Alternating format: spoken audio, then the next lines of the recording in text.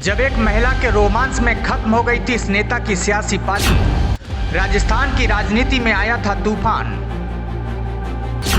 राजस्थान की राजनीति का था एक बड़ा नाम, कानून के जानकार लेकिन फिर भी फंस गए। सियासी कहानी को सिलसिलेवार तरीके से देखिए। साल 2011 का वो साल जिसने राजस्थान की राजनीति में भूचाल ला दिया। उस दौरान राजस्थान में कांग्रेस की सरकार थी और अशोक गहलोत दूसरी बार राजस्थान के मुख्यमंत्री बने थे। सरकार ने अपना लगभग 3 साल का कार्यकाल भी पूरा कर लिया था। उसी दौरान गहलोत की सरकार में कद्दावर मंत्री महिपाल मदेरणा के खिलाफ एएनएम के अपहरण एवं हत्या की साजिश रचने का मामला दर्ज हुआ था। ये मामला यहीं तक नहीं रहा, यहीं से सरकार के ऊपर संकट के बादल छाने लगा। इसके साथ ही तत्कालीन जलदाय मंत्री महिपाल की राजनीति में ग्रहण लग गया। जोधपुर जिले के बौनूदा निवासी एएनएम भमरी देवी का भमर इतना बढ़ गया कि महिपाल उसी में उलझते चले गए। मामले पर तुरंत कार्रवाई भी होने लगी। 1 सितंबर 2011 को भमरी देवी के अचानक लापता होने की खबर आई। इसके ठीक 20 दिन के बाद 20 सितंबर 2011 को भमरी देवी के पति अमरचंद्र ने मंत्री के खिलाफ मामला दर्ज करा दिया। मुख्यमंत्री कार्यालय ने भी तेजी से कार्रवाई करते हुए इसमें सीबीआई जांच की अनुमति दे दी। करीब 2.5 महीना बाद 3 दिसंबर 2011 को महिपाल को गिरफ्तार कर लिया। अब यहीं से मामला आगे बढ़ने लगा और बाद में मदेरणा का मामला जेल पर आकर रुका।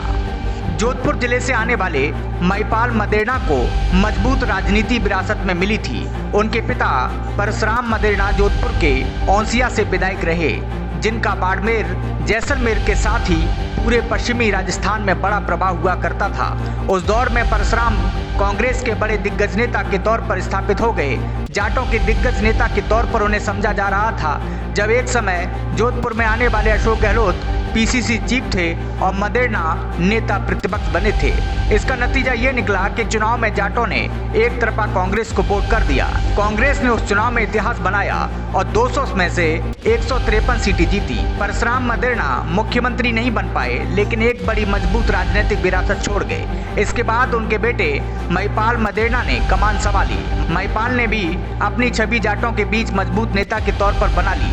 परशुराम मदेरणा के नक्शे कदम पर बढ़ते हुए महिपाल धीरे धीरे कांग्रेस में मजबूत नेता बन गए।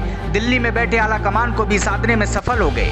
फिर वहीं दौर आने लगा, कानून के बेहतर जानकार महिला राजनीति में भी सफल होने लगे।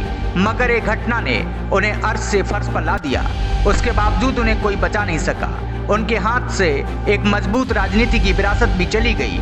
जाट नेता के तौर पर मजबूती भी कमजोर हो गई। राजस्थान की राजनीति की हर हवा को समझने वाला मदेरणा परिवार को अंदाजा भी नहीं था कि एक दिन जेल जाने की भी नौबत आएगी, क्योंकि महिपाल मदेरणा कानून की अच्छे समझ और जानकारी रखते थे। महिपाल ने जोधपुर के जय नारायण व्यास विश्वविद्यालय से LLB की पढ़ाई की थी। जानकार मानते हैं कि महिपाल मदेरणा पढ़ने के बहुत शौकीन थे। वे अक्सर बैठे बैठे विभिन्न कानूनों को भी पढ़ते रहते थे। उनकी प्रशासनिक विधि पर मजबूत पकड़ थी। लोग बताते हैं कि इसी वजह से किसी भी बड़े अधिकारी की गलतियों को उसके सामने ही दुरुस्त करने की क्षमता रखते थे। बताया तो यहाँ तक जाता है कि कई बार अधिकारियों को उनके सामने जाने में भी डर लगता था, लेकिन एक गलती ने बलवान महिपाल को कमजोर कर दिया। राजस्थान का सबसे चर्चित भमरी देवी का मामला देश में भी छाया रहा। लंबी जांच के बाद सीबीआई ने महिपाल मदेरणा को गिरफ्तार किया। जोधपुर के बौनूदा की रहने वाली खूबसूरत एएनएम भमरी देवी के 1 सितंबर 2011 को लापता होने की खबर आती है। ठीक उसके 20 सितंबर 2011 को भमरी के पति अमरचंद्र ने जलदाय मंत्री महिपाल मदेरणा के खिलाफ अपहरण एवं हत्या की साजिश रचने का मामला दर्ज कराया। उस दौरान जब मामला दर्ज हुआ तो उस पर बड़ी राजनीति हुई थी। राजस्थान के साथ ही देश की राजनीति में भूचाल आ गया।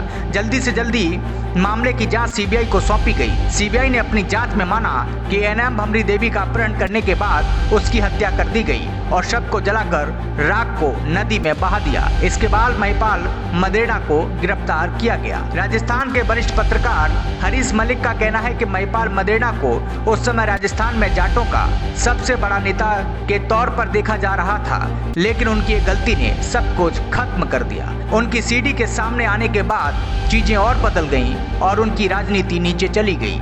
जनता पापों को माफ नहीं करती। उस दौरान सीएम फेस के रूप में मदेरणा आगे बढ़ रहे थे। उनके अंदर बड़ी संभावना दिखती थी। अब उनकी जो छवि बनी उसे बैलेंस होकर दिव्या मदेरणा बेहतर काम कर रही हैं। ब्यूरो रिपोर्ट, प्रजातंत्र टीवी।